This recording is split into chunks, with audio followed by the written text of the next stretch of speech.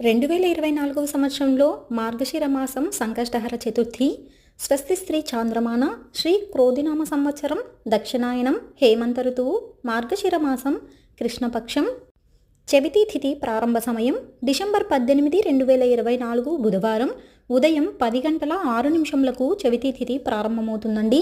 చవితి తిథి ముగింపు సమయం డిసెంబర్ 19, 2024 గురువారం ఉదయం 10 గంటల 2 నిమిషంలకు చవితి తిథి ముగుస్తుందండి.